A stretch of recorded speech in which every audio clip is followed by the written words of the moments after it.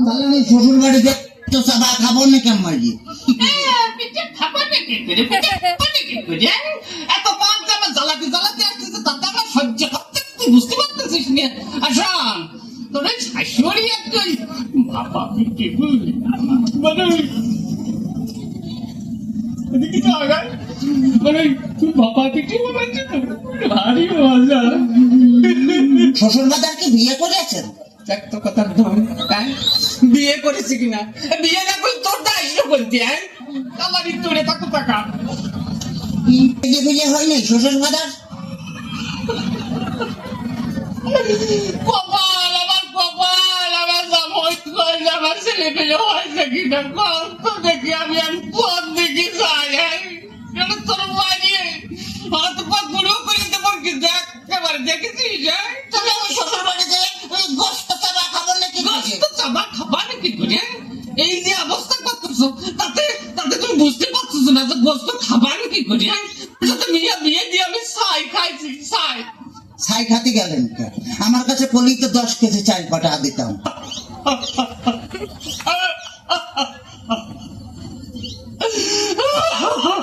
কাঁদতেছেন শ্বশুর বাজার? দেখতেছি ও আচ্ছা আমার যদি কথা বলি তোরা আমি একেবারে সাথে দিয়ে পাড়িয়ে দাঁত ভাঙি বেলা তোমার একেবারে দেখছে না। ওই তাহলে তো বললাম যে দাঁত ফেলা দিলে আমি গোস্ত চাবা খাবো না কেমন মাঝি?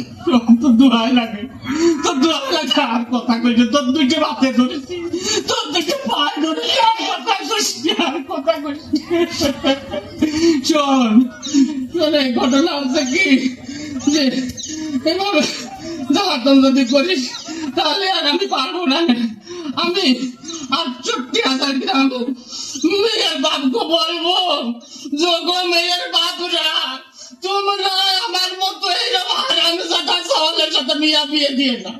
মেয়ে বিয়ে দেওয়ার আগে ভাগে দেখবা যে সেই মেয়ের জামাই ভাত কাপড় দিতে পারে কিনা, জামার বাড়ি ঘর দূর আছে কিনা, জামাই ঠিক মতো মেয়ের পাশে মানাই কিনা, তারপরেই তোমরা মেয়েকে বিয়ে দিও। শ্বশুর বাজার শ্বশুর বাজার আপনি কি যাত্রায় অভিনয় করতেছেন?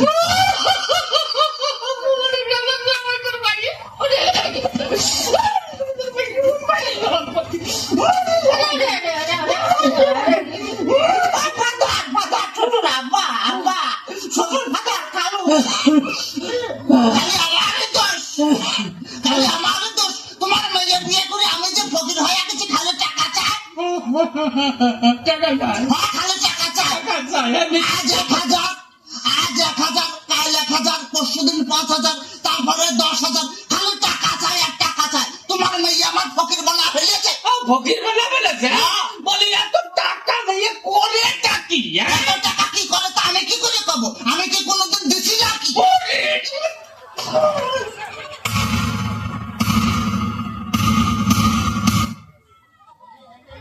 হ্যালো তাহলে